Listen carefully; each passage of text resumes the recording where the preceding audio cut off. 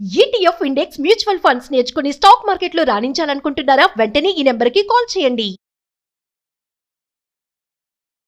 నమస్కారం.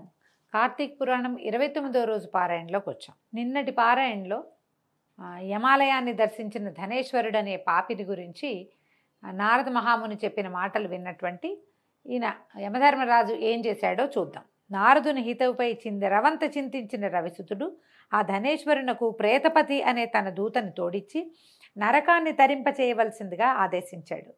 ఆ దూత ధనేశ్వరుణ్ణి తనతో పాటు తీసుకువెళ్తూ మార్గమధ్యమందలి నరకభేదాలని చూపిస్తూ వాటి గురించి ఇలా వినిపించసాగాడు. గరుడ పురాణంలో ఉన్నాయి అని చెప్పబడేటువంటి నరకంలో శిక్షలు గురించి కొంచెం తెలియజేస్తారండి. ఇక్కడ తెలుసుకుందాం. పురాణంలో ఏది సులువుగా చెప్పేస్తారు, ఆ సులువుగా ఉన్న మార్గాన్ని మనం తేలిగ్గా తెలుసుకోగలుగుతాం.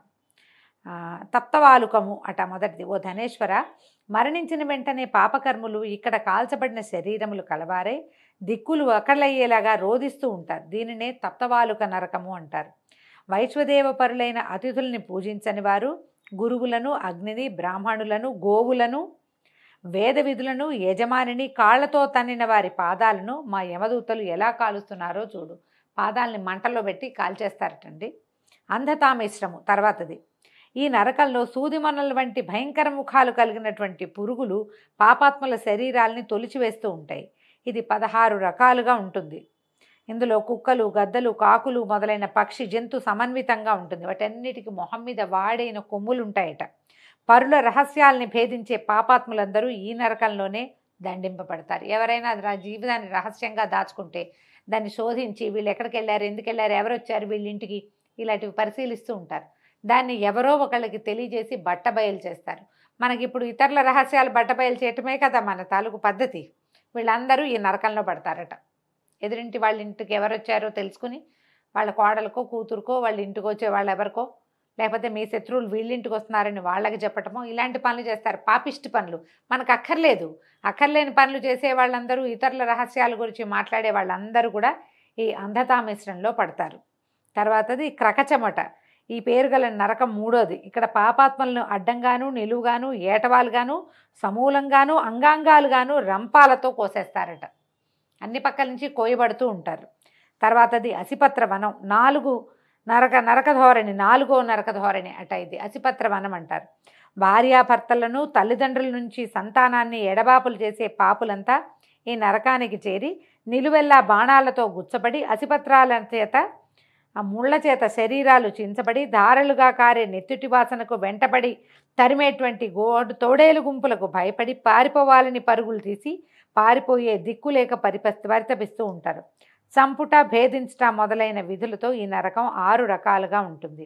భార్యాభర్తల మధ్యలో ఎడన రావడానికి దోహదం చేసేవాళ్ళు కానీ, కుమారులను, కుమార్తెలను అమ్మా నాన్నల మొహం చూడకుండా చేసేటువంటి భార్యలు కావచ్చు, భర్తలు కావచ్చు, ఒక్కొక్కసారి బంధువులు కూడా మీ నాన్న అలాంటి వాడు, మీ అమ్మ ఇలాంటిది, ఇలాంటివి చెప్పి పిల్లల మొహాలు చూడనివ్వకుండా చేస్తారు. పిల్లలు, తల్లిదండ్రులు వాళ్ళకి ఈ పాపం వస్తుంది. ఆ పాపాల వల్ల ఈ అసిపత్ర వనంలో వాళ్ళు వేధించబడతారు. తర్వాత అది కూట శాల్మలి అట. ఇది 16 రకాలుగా దండిస్తుందట. పరస్త్రీలను, పరద్రవ్యాన్ని హరించేవాళ్ళు, పరాపకారులు అయినటువంటి పాపులు ఉండేదే ఈ కూట శాల్మలి నరకం. పరాపకారులు ఇతరులకి అపకారం చేసేవాళ్ళు, ఒట్టి పుణ్యానికి పక్కవాడిని ఏడిపించుకు తినేవాళ్ళు. ఇప్పుడు మనకేముందండి, ఇతరులను హింసించడమే మన సంతోషం. మనం అలాంటివే చూస్తాం. ఒక్కొక్కసారి అవతల వాళ్ళ మరణాలకు కూడా పిల్లలు కూడా చేసేస్తున్నారు అలాంటి పనులు ఈ కాలంలో. ఈ కాలేజీల్లో వాళ్ళని ఏడిపించటాలు ఇవి చేస్తుంటారు కదా. ర్యాగింగ్ వల్ల మరణాలు, అత్యంత భయానకమైన దృశ్యాలు చూడడం వల్ల, భయానకమైన పనులు చేయించడం వల్ల వాళ్ళు ఎప్పటికీ డిప్రెషన్లో నుంచి బయటపడరు.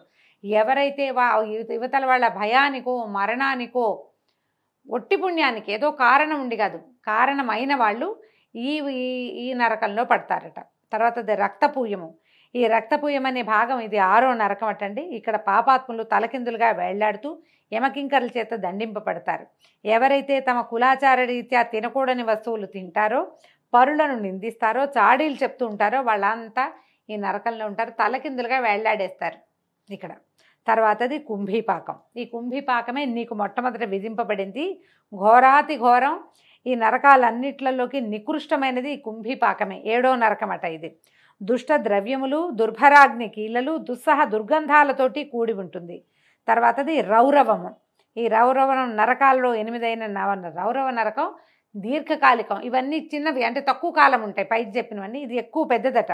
ఇందులో పడిన వాళ్ళు కొన్ని వేల సంవత్సరాల దాకా బయటపడలేరు. రౌరవాది నరకాల్లో పడిపోవటం, దీంట్లో నుంచి ఎప్పటికీ బయటపడలేరు. ధనేశ్వర, మన ప్రమేయం లేకుండా మన కంటిన పాపాన్ని శుష్కమని, మనకు మనమై చేసుకున్న పాపాన్ని ఆర్ద్రమని అంటారు.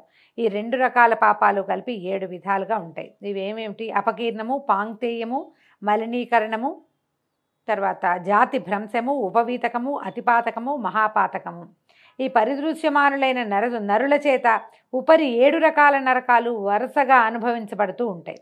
కానీ నువ్వు కార్తీక వ్రతస్థులైన వారి సాంగత్యం ద్వారా పొందిన అమిత పుణ్యం కలిగిన వాడు కావడం వల్ల ఈ నరకాల్ని కేవలము దర్శన మాత్రంగానే తరించగలిగావు. వీటిని చూసి దాటి వచ్చేసాడనమాట ఇతను. పై విధంగా చెప్తూ యమదూత అయిన ప్రేతాధిపతి అతనిని యక్షలోకానికి చేర్చాడు. అక్కడ యక్షరూపుడై కుబేరునకు అత్యంత ఆప్తుడై ధనయక్షుడనే పేరును పొందాడు ఈ ధనేశ్వరుడు. విశ్వామిత్రుడు అయోధ్యలో ఏర్పరిచిన ధనయక్ష తీర్థం ఇతని పేరు మీదే ఏర్పరచబడిందట. అయోధ్యలో ఉందట ధనయక్ష తీర్థం. అందువలన సత్యభామ, పాపహారిణి, శోకనాశిని అయిన కార్తీక వ్రత ప్రభావం వల్ల మానవులు తప్పనిసరిగా మోక్షాన్ని పొందగలరంటల్లో ఏమాత్రమూ అతిశయోక్తి లేదు అని చెప్పి సత్యభామకు చెప్పినవాడే శ్రీకృష్ణుడు సాయం సంధ్యానుష్ఠార్థమై స్వీయ గృహానికి వెళ్ళాడని సూతుడు ఋషులకు ప్రవచించాడు. ఇప్పుడు సూత మహాముని చెప్తున్నాడు, ఈ కార్తీక మాసము పాపనాశిని, విష్ణువుకి ప్రియకరి, శివునికి అత్యంత ప్రియకరి, వ్రతస్థులకు భుక్తి ముక్తిదాయిని అయి ఉంది.